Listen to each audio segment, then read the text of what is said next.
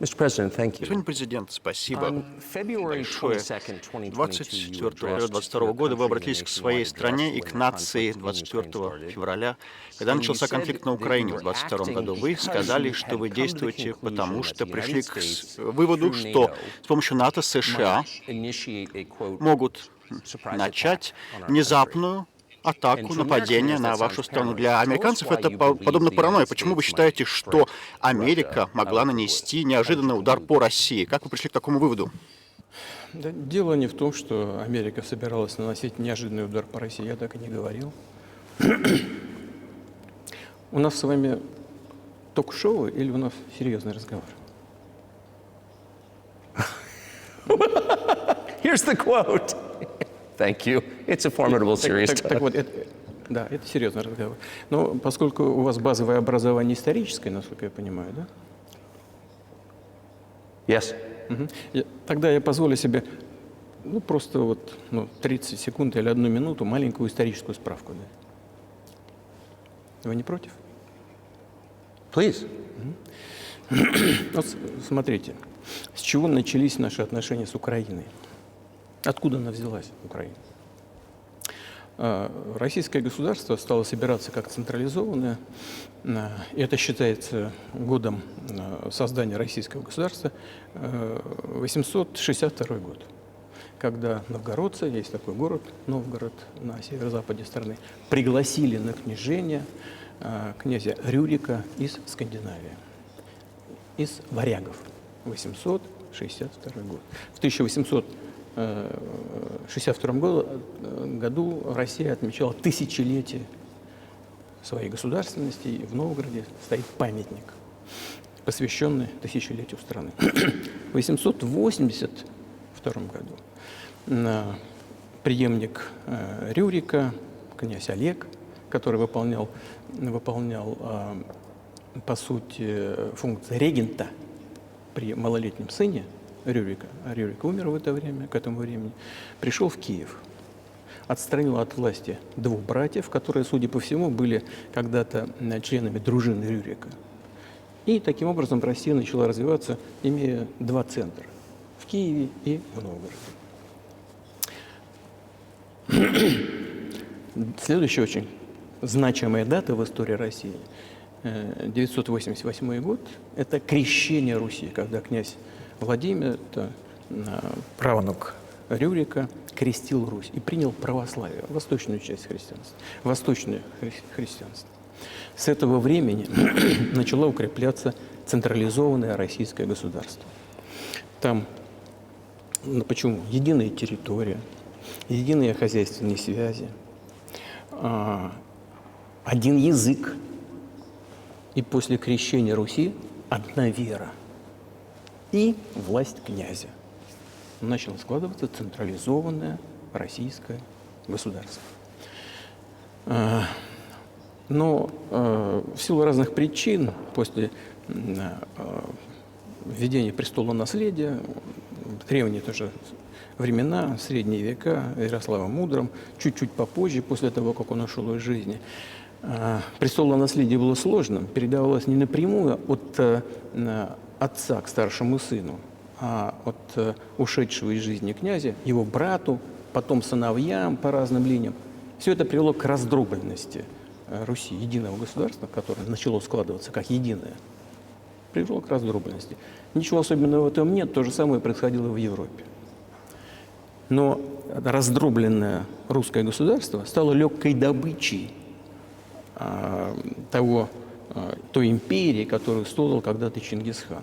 И его преемники, хан Батый, пришли на Русь, разграбили практически все города, разорили их.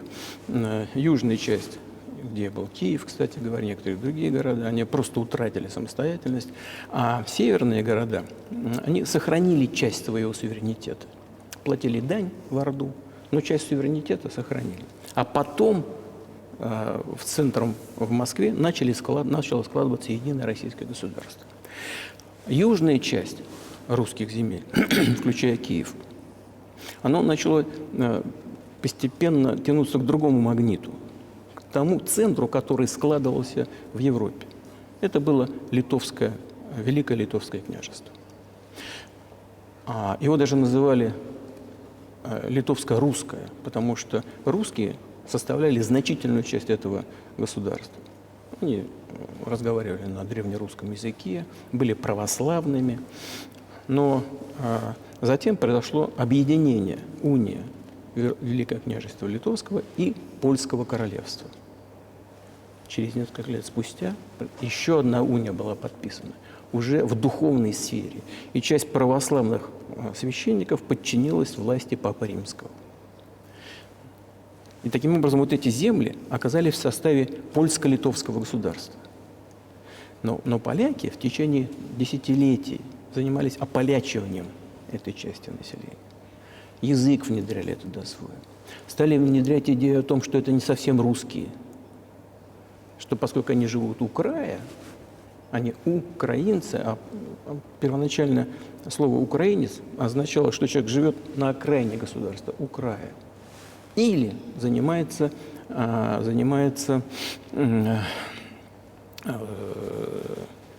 пограничной службой, по сути дела. Это не означало какой-то особой этнической группы. Ну так вот. Поляки всячески ополячивали и, в принципе, относились вот к этой части русских земель достаточно жестко, если не сказать жестоко. Все это привело к тому, что эта часть русских земель начала бороться за свои права. И писали письма в Варшаву, требуя соблюдения своих прав, с тем, чтобы сюда присылали, в том числе и в Киев, присылали людей. I beg your pardon, can you tell us what period I'm losing Когда это, track я уже here. потерял, когда это было, в какие годы? Это было в oppression of XIII веке. Это было в XIII-XIV веке. Вот. В XIII веке. Это было в XIII веке. Значит, и я сейчас скажу, что было дальше, и назову даты, чтобы не было путаницы. И в 1654 году, чуть раньше даже, люди, которые контролировали власть вот в этой части русских земель, обращались в Варшаву, повторяю, с требованием, чтобы присылали к ним направления людей русского происхождения и православного вероисповедания. А когда Варшава им, в принципе, ничего не ответила и практически как бы отвергла эти требования, они начали обращаться в Москву, чтобы Москва их забрала себе. Чтобы вы не думали, что я что-то придумал, Дима? Дай-ка. Вот. Я вам отдам вот эти документы. Well, it doesn't sound like you're inventing it. Я не думаю, что вы что-то выдумываете. Нет. Нет, но все-таки это документы из архива, копии, где письма, здесь письма Богдана Хмельницкого, тогда человека, который контролировал власть в этой части русских земель, которую мы сейчас называем Украиной. Он писал в Варшаву с требованием соблюдения их прав, а после того, как получил отказ, начал писать письма в Москву с просьбой взять их под сильную руку московского царя. Есть копии этих документов. Я вам их оставлю на добрую память. Там есть перевод на русский, переведете и потом на английский язык. Россия не соглашалась их принимать сразу, потому что исходила из того, что начнется война с Польшей. Все-таки в 1654 году Земский собор, это был представительный орган власти древнерусского государства, решение было принято, эта часть древнерусских земель вошла в состав Московского царства. И, как и предполагалось, началась война с Польшей. Она шла 13 лет, потом перемирие было заключено, а всего после заключения этого акта 1654 года, через 30, по-моему, 2 года, был заключен мир с Польшей. Вечный мир, как так было сказано. И вот эти земли, все левобережье Днепра, включая Киев, отошла к России. А все правобережье Днепра осталось за Польшей. Затем, во времена Екатерины II, Россия вернула все исторические земли свои, включая юг и запад. Это все продолжалось до революции. Да, а вот перед Первой мировой войной воспользовавшись вот этими идеями украинизации, австрийский генеральный штаб очень активно начал продвигать идею Украины и украинизации. Все понятно для чего. Потому что в преддверии мировой войны, конечно, было стремление ослабить потенциального противника, было стремление создать себе благоприятные условия в приграничной полосе.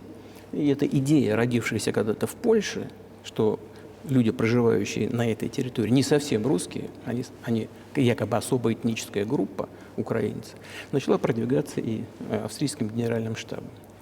Возникли и теоретики независимости Украины уже в XIX веке, которые говорили о необходимости независимости Украины, но, правда, все эти столпы украинской независимости говорили о том, что она должна иметь очень хорошие отношения с Россией. Они на этом настаивали. Вот. Но, тем не менее, после революции 1917 года большевики старались восстановить государственность. Развернулась гражданская война, в том числе и с Польшей. Был подписан мир с Польшей в 1921 году, по которым западная часть на правом берегу Днепра опять отошла к Польше. В 1939, после того, как Польша посотрудничала с Гитлером,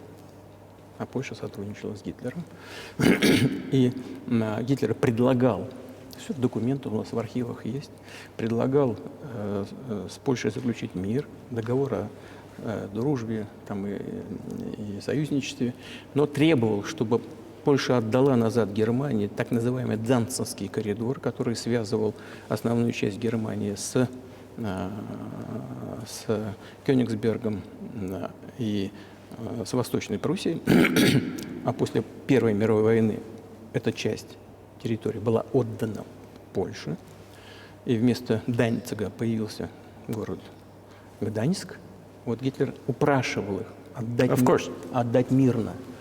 Поляки отказались, но тем не менее сотрудничали с Гитлером и вместе занялись разделом Чехословакии.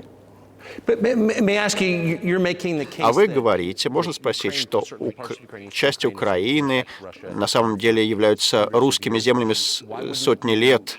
Почему тогда, когда вы стали президентом, вы просто не взяли их 24 года назад? У вас ведь оружие было там, не знаю. Почему вы тогда так долго ждали? Да, сейчас скажу. Я же заканчиваю эту историческую справку. Сейчас скучная, может быть, но она многое объясняет. Она не скучная, нет. Ну, отлично. Тогда мне очень приятно, что вы так это оценили. Спасибо большое. Итак, перед Второй мировой войной, когда Польша посотрудничала с Германией, отказалась выполнять требования Гитлера, но тем не менее поучаствовала вместе с Гитлером в разделе Чехословакии. Но поскольку не отдала Данцевский коридор, все-таки поляки вынудили, они заигрались и вынудили Гитлера начать Вторую мировую войну именно с них. Почему и началась война 1 сентября 1939 года именно с Польшей? Она оказалась несговорчивой. Гитлеру ничего не оставалось при реализации его планов начать именно с Польши. Кстати, Советский Союз вел себя, я читал архивные документы, вел себя очень честно. И Советский Союз просил разрешения Польши провести свои войска на помощь Чехословакии.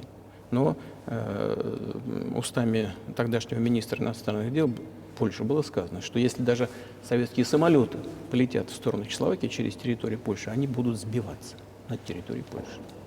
Но не важно. А важно то, что война началась, и теперь уже сама Польша стала жертвой той политики, которую проводила в отношении Чехословакии. Потому что по известным протоколам Молотова-Риббентропа часть этих территорий отошла к России, включая Западную Украину. Россия под названием Советский Союз вернулась таким образом на свои исторические территории. После победы в Великой Отечественной войне, как мы говорим, это Вторая мировая война, все эти территории окончательно были закреплены за Россией, за Советским Союзом. А Польша при этой компенсации, так надо полагать, получила западные исконно германские территории. Это вот, западная, восточную часть Германии, часть земель. Это западные районы Польши сегодня. Ну и, естественно, и опять вернули и выход к Балтийскому морю, опять вернули Данциг, который опять стал называться по-польски. Да? Вот таким образом сложилась вот эта ситуация. И при формировании Советского Союза, это уже 1922 год, большевики начали формировать СССР и создали Советскую Украину, которая до сих пор вообще не существовала. При этом Сталин настаивал на том, чтобы эти республики, которые образовывались, входили в качестве автономных образований, но почему-то основатель советского государства Ленин настоял на том, чтобы они имели право выхода из состава Советского Союза. И тоже по непонятным причинам наделил образующуюся советскую Украину землями, которым люди, проживавшие на этих территориях, даже если они раньше никогда не назывались Украиной, почему-то при формировании все это было влито в состав Украинской ССР. В том числе все Причерноморье, которое было получено во времена Екатерины II, и, собственно, к Украине никогда никакого исторического отношения не имели. Даже если мы вспомним, назад вернемся, 1654 год, когда эти территории вернулись в состав Российской империи, там было 3-4 современных области Украины. Никакого Причерноморья там и близко не было. Просто не о чем было In говорить. 1654. В 1654 году. You obviously have encyclopedic knowledge of this. У вас энциклопедические знания, но почему первые 22 года вы об этом не говорили, свое президентство? Итак, значит, Советская Украина получила огромное количество территорий, которые вообще никогда к ней никакого отношения не имели. Прежде всего, Причерноморье. Они когда-то, когда Россия их получила в результате русско-турецких войн, назывались Новороссией. Вот. Но это не важно. Важно то, что вот, Ленин, основатель советского государства, создал Украину именно такой. Значит, и вот это все в течение многих десятилетий в составе СССР, Украинская ССР развивалась, и большевики тоже по непонятным причинам занимались украинизацией. Ну, не только потому, что там выходцы были с Украины в руководстве Советского Союза, но в целом была такая политика, коренизация она называлась. Это касалось Украины и других союзных республик. Внедрялись национальные языки, национальная культура, что в целом, в принципе, конечно, и неплохо. Но таким образом создавалась Советская Украина. А после Второй мировой войны они получила еще часть не только польских до войны территорий, сегодня Западная Украина, часть венгерских территорий и часть румынских. У Румынии и у Венгрии тоже часть территории забрали. И они, эти территории, вошли в состав Советской Украины и до сих пор там находятся. Поэтому у нас есть все основания говорить, что в этом смысле, конечно, Украина в известном смысле искусственное государство, созданное по воле Сталина. А как вы думаете, что есть ли у Венгрии право забрать свои земли, и другие нации могут ли забрать свои земли, может быть, вернуть Украину границам 1654 года? Ну, я не знаю, как границам 1654 года, но если все считают, что время правления Сталина называют сталинским режимом, все говорят о том, что там много было нарушений прав человека, нарушений прав других государств, то в этом смысле, конечно, вполне можно, ну, если не говорить о том, что они имеют на это право, вернуть эти земли свои, то, во всяком случае, понятно. Орбану говорили об этом, что он может вернуть себе часть земель Украины? Никогда не говорил. Никогда. Ни разу. У нас с ним даже на этот счет не было никаких разговоров. Но мне достоверно известно, что, конечно, венгры, которые там проживают, они, конечно, хотят вернуться на свою историческую родину. Больше того, я сейчас вам расскажу вам очень интересную историю, отвлекусь. Это личная история. Я значит, где-то в начале 80-х годов на машине из тогдашнего Ленинграда, из Петербурга, поехал просто в путешествие по Советскому Союзу. Через Киев. В Киев заехал, а потом поехал на Западную Украину. Въехал в город Береговой, он называется.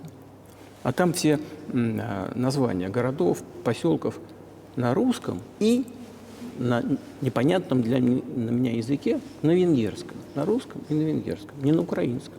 На русском и на венгерском. Приезжаю в какой-то деревне.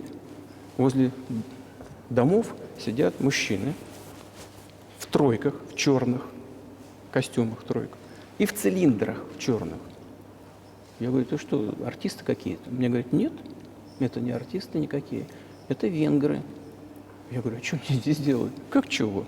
Это их земля, они здесь живут. Все названия. В советское время, 80-е годы. У них сохранился, они сохраняют венгерский язык, названия, все костюмы национальные. Они венгры и чувствуют себя венграми. И, конечно, когда сейчас происходит ущемление... Да, я думаю, что такого много бывает. И скорее всего, многие страны недовольны переменой границ во время изменений в 20 веке и до того. Но дело в том, что вы ничего подобного не заявляли ранее, чем за последние 2 года. И вы говорили о том, что вы чувствовали физическую угрозу со стороны НАТО, в частности, ядерную угрозу, и это побудило вас действовать. Правильно ли я вас понимаю? Я понимаю, что поскольку мои длинные диалоги, они, наверное, не входят в такой вот жанр интервью, поэтому я вначале вас спросил, у нас будет серьезный разговор или шоу? Вы сказали, что серьезный разговор, так что не обижайтесь на меня, пожалуйста. Ну так вот, мы подошли к тому моменту, когда была создана Советская Украина. Потом 1991 год, развал Советского Союза. И все, что Украина получила в подарок от России, с барского плеча, она утащила с собой. И в целом, вот я подхожу сейчас к очень важному моменту сегодняшнего дня. Ведь этот развал Советского Союза был инициирован, по сути, руководством России. Я не знаю, чем тогда руководствовалось руководство России, но подозреваю, что из нескольких составляющих несколько там было причин думать, что все будет хорошо. Первое. Во-первых, я думаю, что руководство России исходило из того, что фундаментальные основы отношений между Россией и Украиной, фактически общий язык, там 90% с лишним говорили на русском языке. Значит, родственные связи, там у каждого третьего какие-то родственные связи, так или иначе, дружеские связи. Общая культура, общая история, наконец, общая религия. Все это настолько фундаментальные вещи, общее нахождение в рамках единого государства на протяжении столетий. Все это такие фундаментальные вещи. Вот экономика очень сильно взаимосвязана. Значит, все это лежит в основе неизбежности наших добрых отношений. Первое. И второе очень важное. Я хочу, чтобы вы, как американские гражданины, и чтобы ваши слушатели, зрители об этом тоже услышали. Прежнее российское руководство исходило из того, что Советский Союз прекратил свое существование. Больше никаких разделительных линий идеологического характера не существует. Россия добровольно и инициативно пошла даже на развал Советского Союза. И исходит из того, что это будет понято так называемым, уже в кавычках, цивилизованным Западом, как предложение к сотрудничеству и союзничеству. Вот чего ожидала Россия и от Соединенных Штатов, и от так называемого коллективного Запада в целом. Были умные люди, в том числе и в Германии. Эгон Барр был такой крупный политический деятель социал-демократической партии, который настаивал лично в разговорах с советским руководством перед развалом Советского Союза. Говорил, что нужно создавать новую систему безопасности в Европе. Нужно помочь объединиться Германии, но создать новую систему, куда будет входить Соединенные Штаты, Канада, Россия, другие центральноевропейские страны. Но не нужно, чтобы НАТО распространялось. Yes. Он так и говорил, если НАТО будет распространяться, все будет то же самое, как в условиях холодной войны, только ближе к границам России. Вот и все. Умный был дед. Его никто не послушал. Никто не послушал. Больше того, он рассердился как-то. Ну, тоже в архивах у нас разговор лежит. Если, говорит, вы меня не будете слушать, я больше в Москву никогда не приеду. Рассердился на советское руководство. Ну, он был прав. Все так и произошло, как он сказал. Но, тем не менее, Да, конечно, его слова реализовались. Вы многократно об этом говорили. Мне кажется, это абсолютно справедливо. И многие в Штатах также думали, что отношения между Россией и США будут нормальные после развала Советского Союза. Однако произошло обратное. Однако вы никогда не объясняли, почему, как вам кажется, это происходило. Ну, почему это произошло? Ну, да, может быть, Запад боится сильной России, однако Запад не боится сильного Китая. Запад боится сильного Китая больше, чем сильной России, потому что в России 150 миллионов человек, а в Китае 1,5 миллиарда.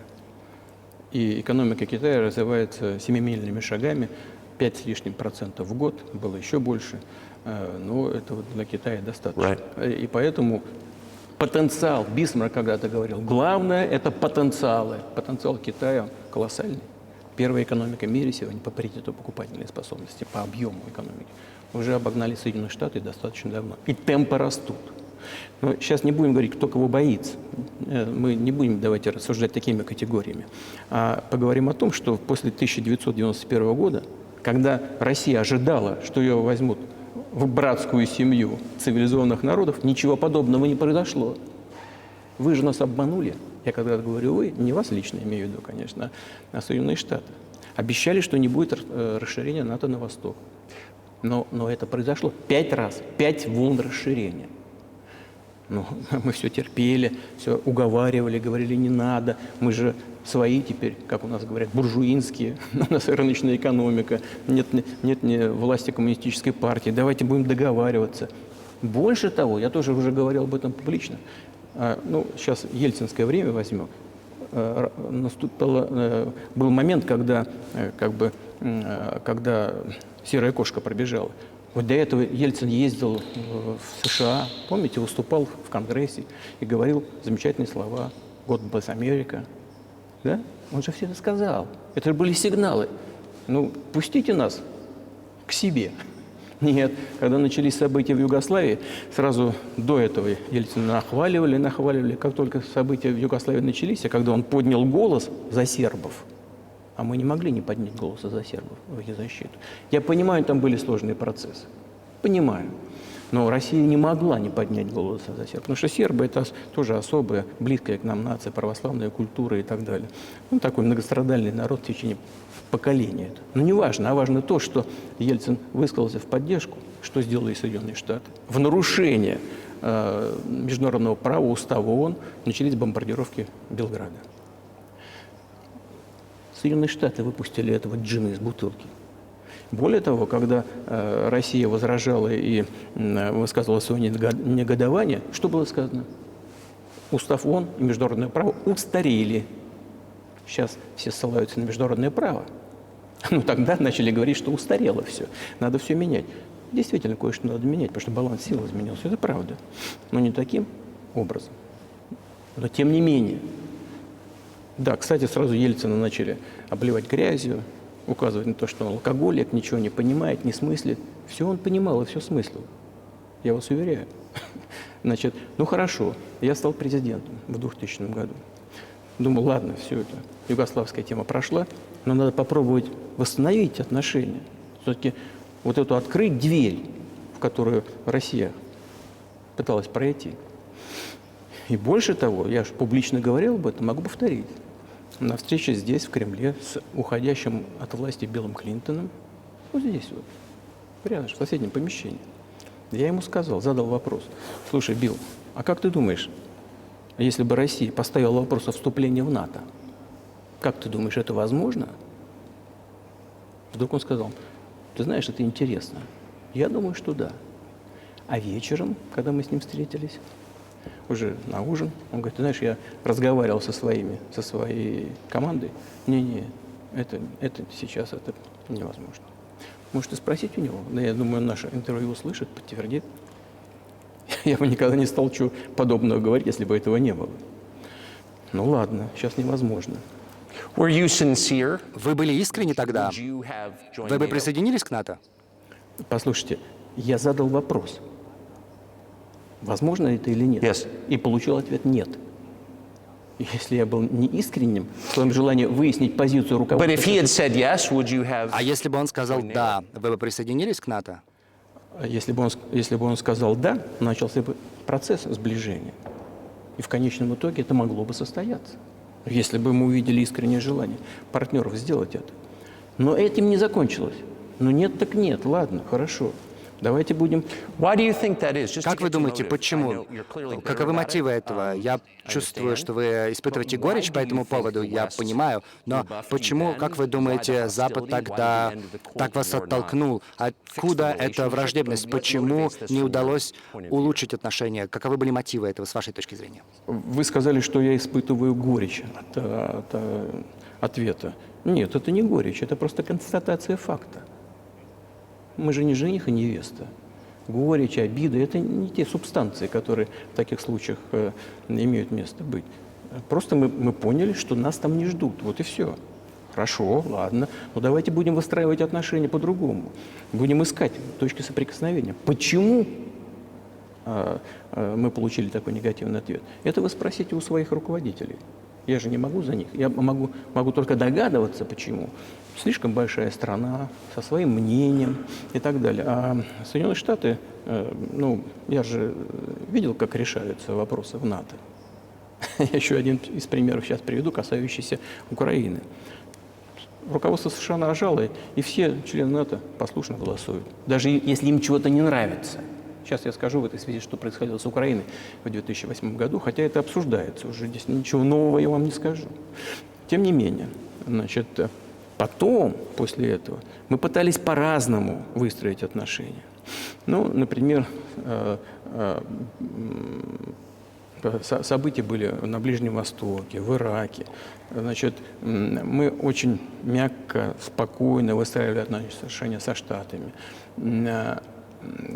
И я многократно ставил вопрос о том, чтобы Соединенные Штаты не поддерживали ни сепаратизм, ни терроризм на Северном Кавказе. Но все равно продолжали это делать. И политическая поддержка, информационная поддержка, финансовая поддержка, даже военная поддержка шла со стороны Соединенных Штатов и их сателлитов в отношении террористических формирований на Кавказе. Я однажды со своим коллегой, тоже президентом США, я поднял этот вопрос, он говорит: не может быть. У тебя есть доказательства? Я говорю: да. Я был готов к этой беседе и дал ему это доказательство. Он посмотрел и знаете, что сказал? Я прошу прощения, да, но так было. Я процитирую. Он говорит: я им надеру жопу. Мы ждали ответа не было. Я говорю директору ФСБ: ты в ЦРУ-то напиши, как результат какой-то есть разговор с президентом. Написал раз, два, потом получили ответ. У нас лежит ответ в архиве. Из ЦРУ пришел ответ. Мы работали с оппозицией в России, считаем, что это правильно, и будем дальше продолжать работать с оппозицией. Смешно. Ладно, мы поняли, что разговора не будет. Forces in opposition to you. Оппозиция вам. Конечно, имелось в виду в данном случае сепаратисты, террористы, которые воевали с нами на Кавказе. Вот о ком шла речь. Они их называли оппозицией. Это второй момент. Третий момент, очень важный. Очень важный. Это момент создания системы ПРО-США. Начало. И мы долго уговаривали не делать это в Соединенных Штатах. Больше того, после того, как меня пригласили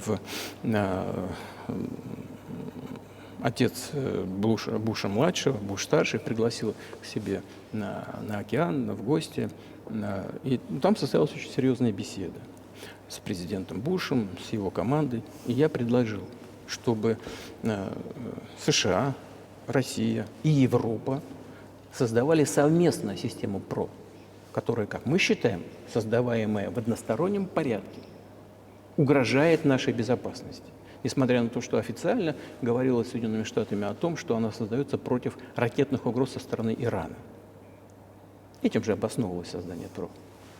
И я предложил им работать втроем. Россия, США, Европа. Сказали, очень интересно. Меня спросили, ты серьезно? Я говорю, абсолютно. Я говорю, Let me ask, what year was this? Когда это было? В каком году? ну, я не помню, вот это легко узнать в интернете, когда я был в США по приглашению Буша-старшего. Но это еще легче узнать. Сейчас я вам скажу, от кого. Вот. И мне сказали, это очень интересно. Я говорю, только представьте, если мы вместе будем решать вот такую глобальную, стратегическую задачу в области безопасности.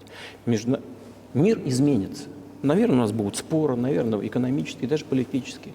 Но мы кардинально поменяем ситуацию в мире. Говорит, да. Меня спросили, это ты серьезно? Я говорю, конечно. Нам надо подумать, мне сказали. Я говорю, пожалуйста. Потом сюда, вот в этот кабинет, где мы с вами беседуем, приехал министр обороны Гейтс, бывший директор ЦРУ, и госсекретарь Райс. Вот сюда, вот за этот стол.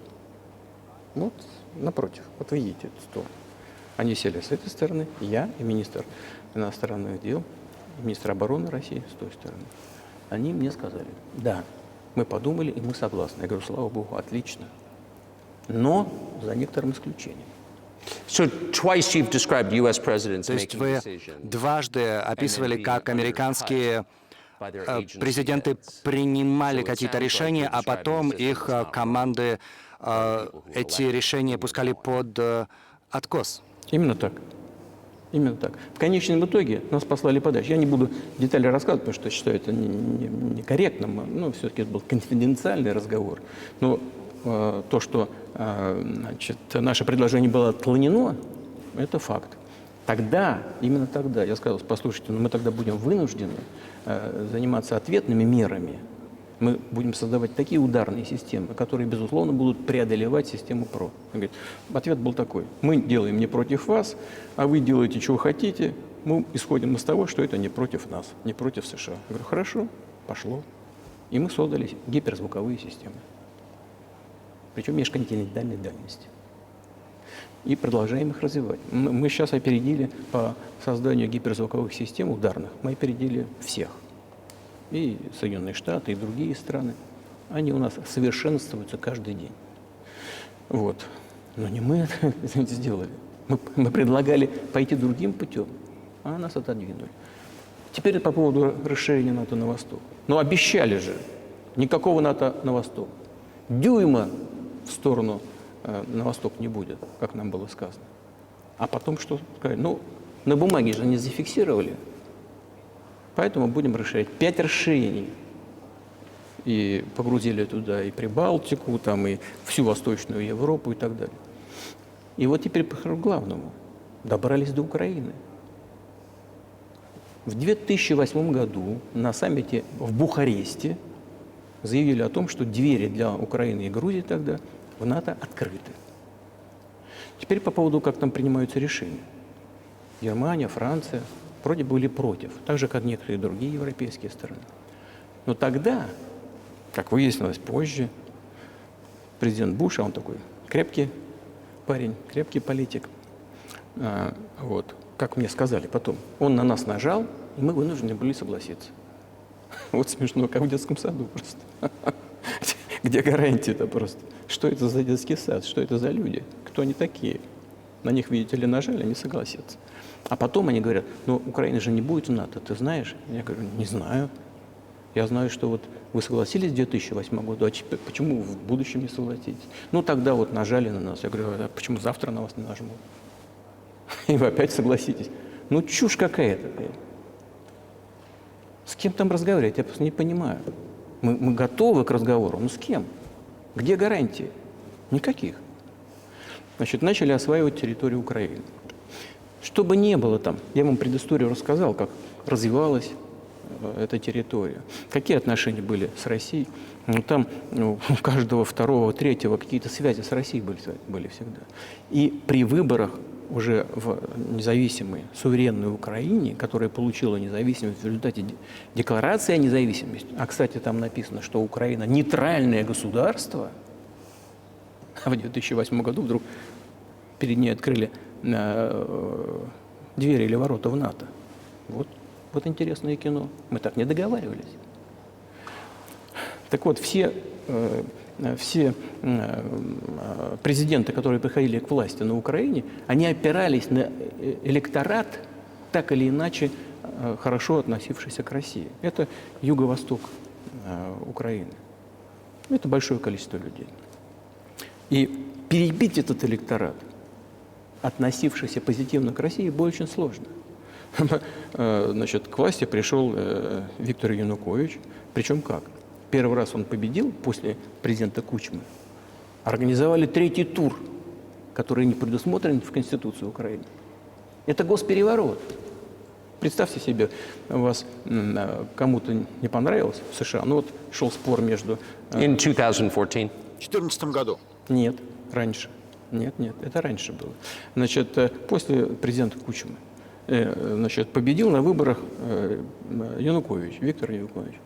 Но его оппоненты не признали этой победы. США поддержали оппозицию и назначили третий тур. Это что такое? Это государственный переворот. США поддержали его. И к власти пришел в результате третьего тура. Представьте, что в США кому-то что-то не понравилось, организовали третий тур, который не предусмотрен в Конституции США. Но, тем не менее, там это сделали. Ладно, пришел к власти Виктор Ющенко, который считался прозападным политиком. Хорошо, но мы и с ним наладили отношения. Он ездил в Москву с визитами, мы ездили в Киев, и я ездил. Встречались в неформальной обстановке. Ну, западные так западные, пускай. Пускай люди работают, считают. Пускай ситуация должна внутри развиваться в самой Украине независимо. Значит, после того, как он поруководил страной, ситуация ухудшилась, и к власти все-таки пришел Виктор Янукович. Может быть, он был не самым лучшим президентом и политиком, я не знаю, не хочу давать оценок. Но встал вопрос об ассоциации с Евросоюзом. Но мы к этому всегда относились очень лояльно. Ну, пожалуйста. Но когда прочитали этот договор об ассоциации, выяснилось, что для нас это проблема, потому что у нас с Украиной зона свободной торговли, открытые таможенные границы, а Украина должна была по этой ассоциации открыть свои границы перед Европой. И потоком все на наш рынок. Сказали, нет, ну, тогда так не получится, мы закроем тогда свои границы с Украиной, таможенные границы. Янукович начал считать, сколько Украина выиграет, сколько потеряет. И объявил своим контрагентам в Европе: я должен еще подумать перед тем, как подписать. Как только он сказал, начались деструктивные действия оппозиции, поддержанные Западом, и все дошло до Майдана и до госпереворота на Украине. So he did more trade То with есть Russia than он with the торговал больше с Россией, чем с Европейским Союзом. Украина. Ну, конечно, конечно. Yeah. Но даже дело не в объемах торговли, хотя больше. Дело в кооперационных связях, на которых стояла вся украинская экономика. Кооперационные связи между предприятиями были очень плотными со времен Советского Союза. Там одно предприятие производило компоненты для конечной сборки. И в России, и в Украине, и наоборот. Очень тесные связи были. Вот. Совершили госпереворот. Хотя нам из Соединенных Штатов, не буду сейчас говорить в деталях, которые считают некорректным, но все-таки было сказано: вы там Януковича успокоите, а мы успокоим оппозицию. Пускай все идет по пути политического регулирования. Мы сказали: хорошо, согласны, давайте так и сделаем. Янукович не применил, как просили нас американцы, ни вооруженных сил, ни полиции, а вооруженная оппозиция в Киеве провела госпереворот. Как это понимать? Вы кто такие вообще? Хотелось мне спросить тогдашнее руководство Соединенных Штатов. With the backing of whom? А при поддержке кого? При поддержке ЦРУ, конечно. Организации, в которой, как я понимаю, вы когда-то хотели работать. Может быть, слава богу, что вас не взяли. Хотя это серьезная организация. Я понимаю. Мои бывшие коллеги. В том смысле, что я работал в первом главном управлении, это разведка Советского Союза. Они были нашими оппонентами всегда. Ну, работа есть работа. Но технически они все сделали правильно. Добились того, чего хотели. Сменили власть. Но с политической точки зрения это колоссальная ошибка. И здесь, конечно, политическое руководство не доработало. Политическое руководство должно было видеть, к чему это приведет. Итак, в 2008 году открыли двери Украине в НАТО. В 2014 году провели госпереворот. При этом тех, кто не признал госпереворот, а это госпереворот, начали преследовать. Создали угрозу для Крыма, который мы были вынуждены взять под свою защиту.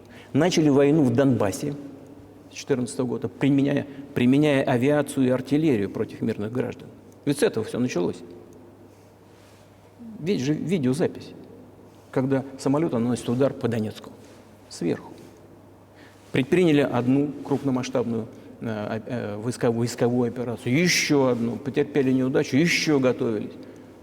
И все еще на фоне освоения, военного освоения этой территории и открытие дверей в НАТО.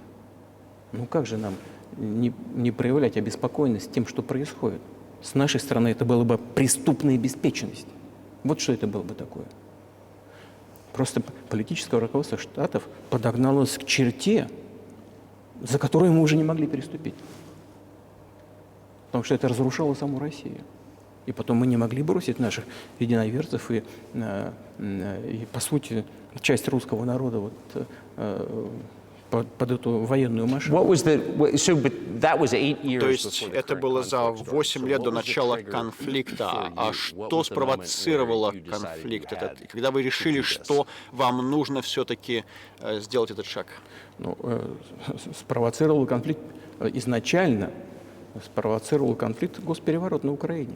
Кстати говоря, приехали представители 3 европейских стран, Германии, Польши и Франции, и были гарантами подписанного договора между правительством Януковича, между Януковичем и оппозицией. Подписи свои поставили как гаранты. Несмотря на это, оппозиция совершила госпереворот, и все эти страны сделали вид, что они ничего не помнят о том, что они гаранты мирного урегулирования.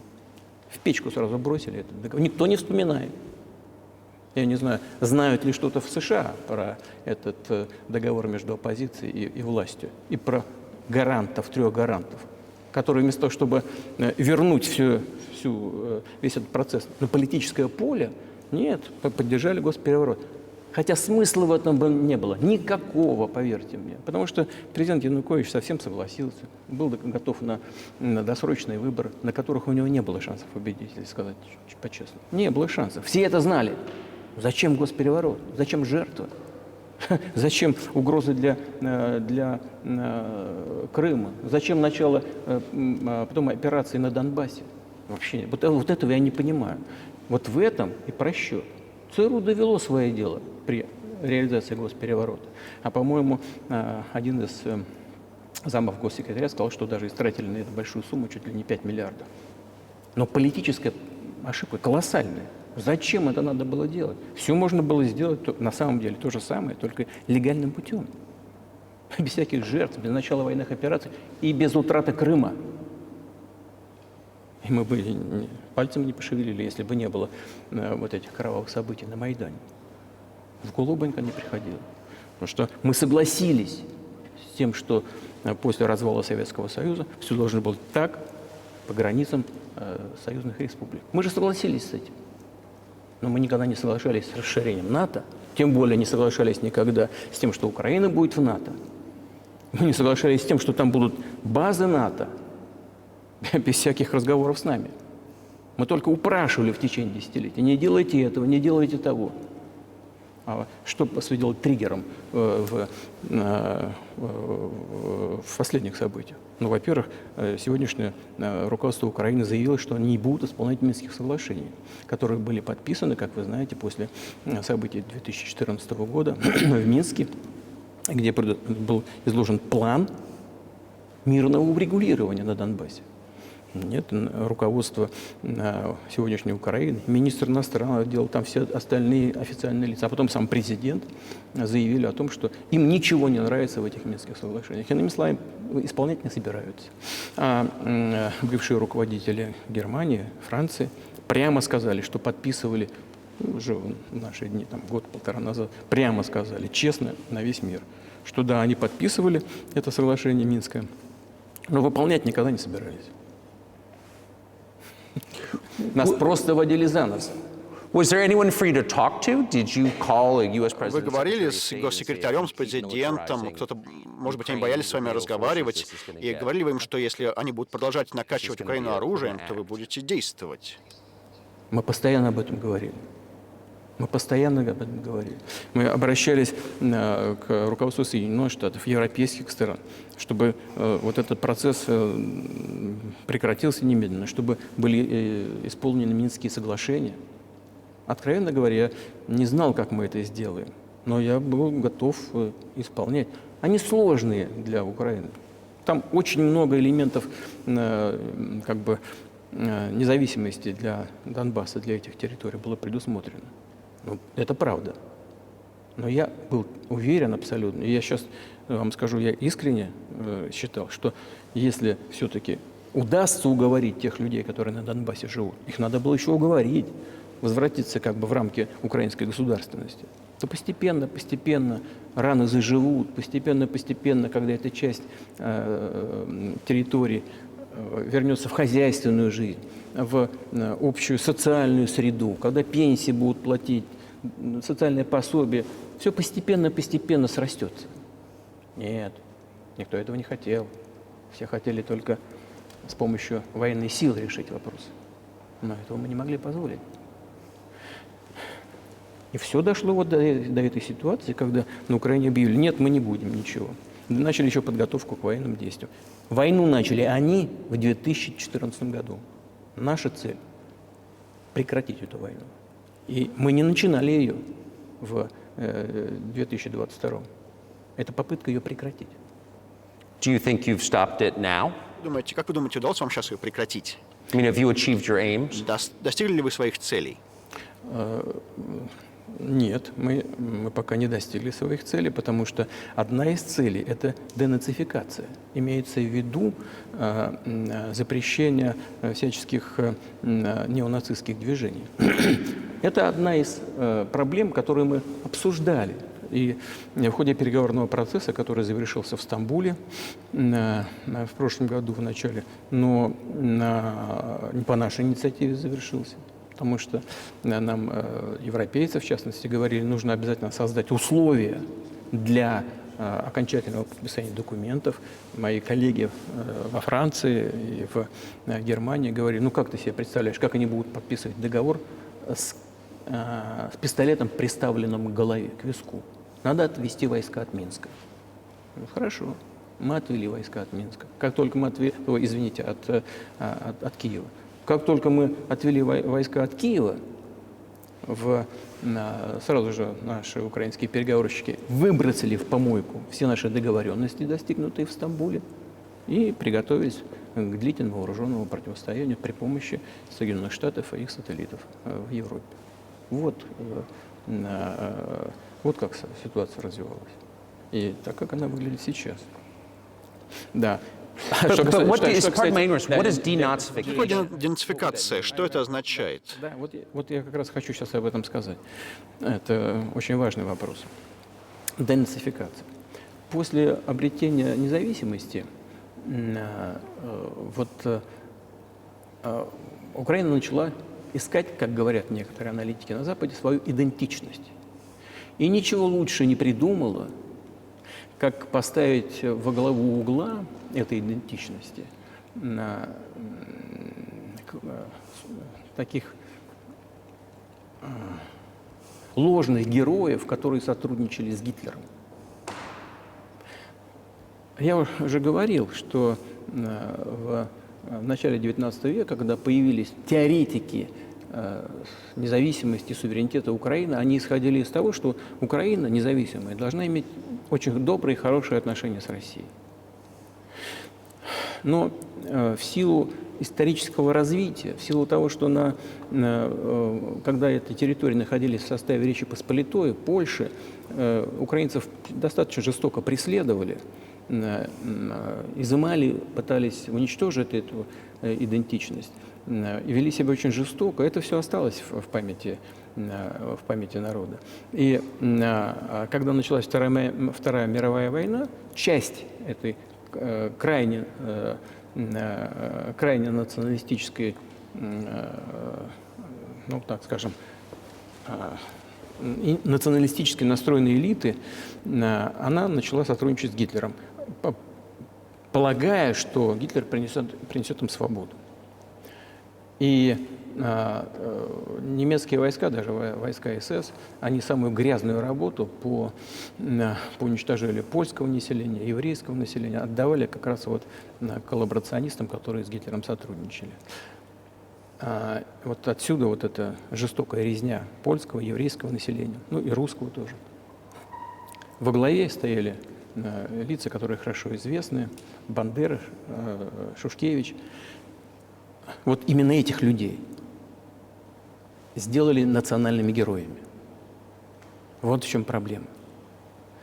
И нам все время говорят, ну, национализм и неонацизм есть и в других странах. Да, ростки есть, но мы же их давим.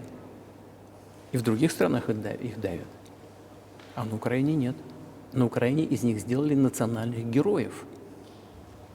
Им памятники возводят. Они на флагах, их имена кричат толпы, которые ходят с факелами, как в нацистской Германии. Это люди, которые уничтожали поляков, евреев и русских. Надо эту практику и теорию прекратить. Значит, конечно, любая нация, она выросла, считает там часть людей. Вот мы говорим, я говорю, что это часть общего русского народа. Они говорят, нет, мы отдельный народ. Ладно, хорошо, если кто-то считает себя отдельным народом, имеет на это право, но не на основе нацизма.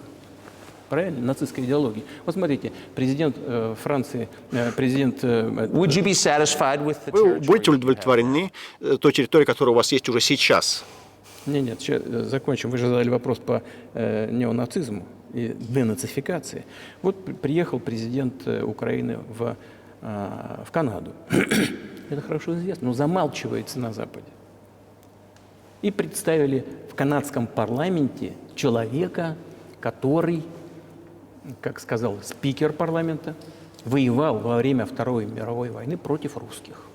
Ну кто во время Второй мировой войны воевал против русских? Гитлер и его приспешники. Выяснилось, что этот человек служил в войсках СС. Он лично убивал и русских, и поляков, и евреев. Войска СС, сформированные из националистов украинских, они занимались этой грязной работой. Президент Украины встал вместе со всем парламентом Канады и рукоплескал этому человеку. Как это можно себе представить? Сам, кстати говоря, президент Украины еврей по национальности. А что вы будете с этим делать? То есть Гитлера уже 80 лет нет в живых, нацистской Германии больше не существует. По правде. Это правда, да. Я думаю, что вы говорите, что вы хотите потушить этот пожар украинского национализма. Как это сделать? Вот послушайте меня. Ваш вопрос очень тонкий. И можно я скажу, как я думаю? Да? Не будете обижаться? Of course. Конечно, не буду. Он, казалось бы, тонкий, он очень противный, этот вопрос. Вы говорите, Гитлера нет уже столько лет, да, 80 лет. Значит, но дело его живет. Люди, которые уничтожали евреев, русских и поляков, живы. И президент, действующий президент сегодняшняя Украина аплодирует ему в канадском парламенте, аплодирует, стоя. Разве мы можем сказать, что мы целиком выкорчевали эту идеологию, если то, что мы видим, происходит сегодня? Вот что такое денацификация в нашем понимании. Надо избавиться от тех людей, которые эту теорию, практику оставляют в жизни и стараются ее сохранить. Вот что такое денацификация. Вот что мы под этим понимаем. Right. My question is a little more specific. Хорошо. Of course, not a defense of Я, конечно, не защищаю нацизм или неонацизм, но мой вопрос в практическом плане. Вы не контролируете всю страну, и не кажется, будто вы хотите всю ее контролируете. Но каким образом вы сможете тогда выкорчевать идеологию, культуру, какие-то чувства, историю в стране, которые вы не контролируете? Каким образом этого достигнуть? А вы знаете, как вам не покажется странным, в ходе переговоров в Стамбуле мы все-таки договорились о том, что там есть это все в письменном виде, что на Украине не будет культивироваться неонацизм. В том числе и будет запрещено на законодательном уровне. Господин Карсон, мы договорились об этом. Это, оказывается, можно сделать в ходе переговорного процесса. И здесь нет ничего унизительного для Украины, как для современного цивилизованного государства. Разве какому-то государству позволено пропагандировать нацизм? Ведь нет, правда? Вот и все. will there be talks and why Будут ли переговоры? И почему до сих пор таких переговоров относительно урегулирования конфликта на Украине не было? Мирных переговоров. Они были, они дошли до очень высокой стадии согласования позиций, сложного процесса, но все-таки они были практически завершены. Но после того, как мы отвели войска от Киева, я уже сказал, другая сторона, именно в Украине, выбросила все эти договоренности и приняла под козырек указания западных стран, европейских, Соединенных Штатов, воевать с Россией до победного конца. Значит, и больше того, президент Украины законодательно запретил вести переговоры с Россией. Он подписал декрет, запрещающий всем вести переговоры с Россией.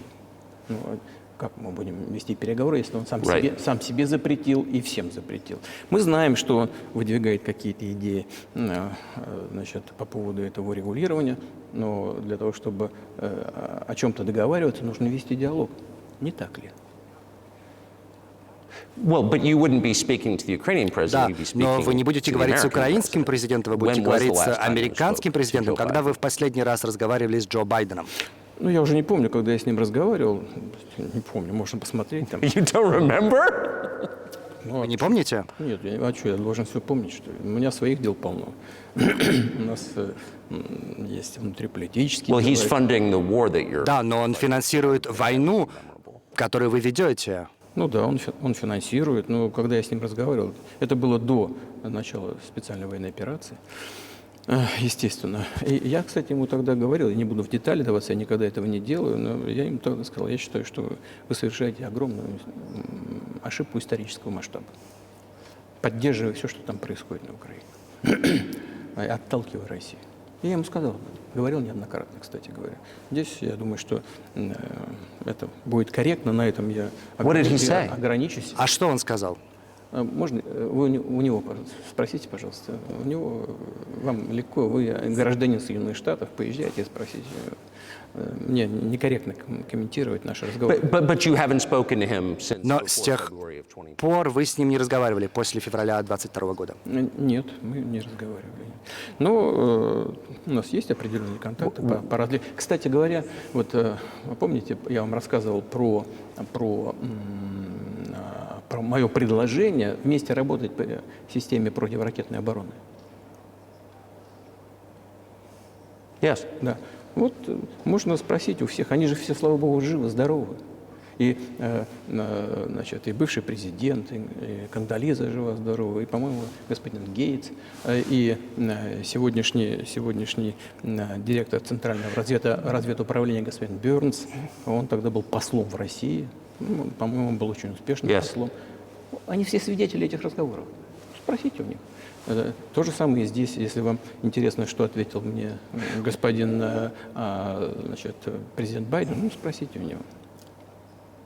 Ну, во всяком случае, мы с ним говорили. I'm definitely interested, but Я прекрасно это понимаю, но со стороны, для внешнего наблюдателя, может показаться, что все это может выродиться в такую ситуацию, когда весь мир окажется на краю войны. Может быть, даже будут ядерные удары нанесены. Почему вы не позвоните Байдену и не скажете, давайте как-то решим этот вопрос? А чего решать-то? Все очень просто.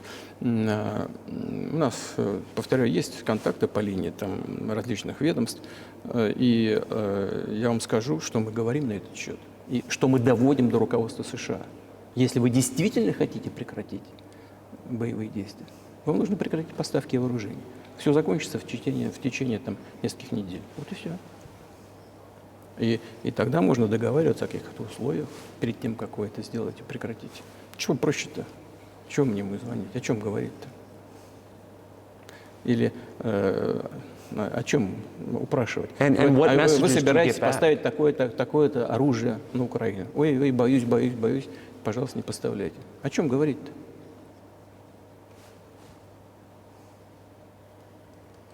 do you think Как вы считаете, обеспокоена ли НАТО тем, что это может все перерасти в глобальную войну или даже в ядерный конфликт? Во всяком случае, они говорят об этом, и они стараются запугать свое население мнимой российской угрозой. Это очевидный факт. И думающие люди, ну не обыватели, а думающие люди, аналитики, те, кто занимается реальной политикой, ну просто умные люди, прекрасно понимают, что это фейк. Раздувается российская угроза. the threat I think you're referring to is a Russian invasion? Вы имеете в виду угрозу российского вторжения, например, в Польшу или в Латвию? Вы можете представить сценарий, когда вы направите российские войска в Польшу? Только в одном случае, если со стороны Польши будет нападение на Россию. Почему? Потому что у нас нет никаких интересов. Ни в Польше, ни в Латвии, нигде. Зачем нам это? У нас просто нету никаких интересов, одни угрозы. Аргумент, я думаю, вы хорошо знаете, заключается вот в чем. Да, вот он вторгся в Украину, у него есть территориальные притязания на всем континенте, и вы недвусмысленно говорите о том, что таких притязаний территориальных у вас нет. Это абсолютно исключено. Просто не надо быть никаким аналитиком. Это противоречит здравому смыслу. Втягиваться в какую-то глобальную войну.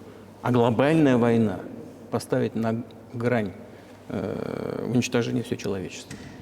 Это очевидно. Вот. И есть, конечно, средства сдерживания.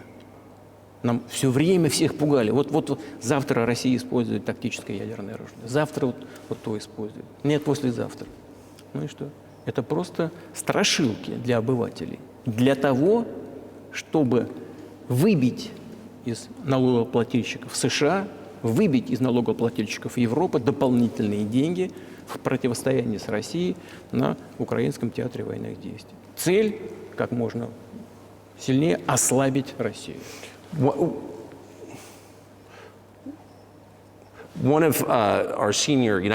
Один из старших сенаторов, Чак Шумер, кажется, вчера сказал, нам необходимо продолжать финансировать Украину, или же, в конце концов, американским солдатам придется воевать на Украине вместо Украины. Как вы оцениваете такое заявление? Это провокация. Причем дешевая провокация. Я не понимаю, почему американские солдаты должны воевать на Украине. Там есть наемники из Соединенных Штатов. Больше всего наемников из Польши, на втором месте наемники из США, на третьем из Грузии. Ну, если у кого-то есть желание послать регулярные войска, это поставит, безусловно, поставит человечество на грани очень серьезного глобального конфликта. Это очевидно. Это нужно Соединенным Штатам? Зачем? За 1000 километров от национальной территории. У вас нечем заниматься?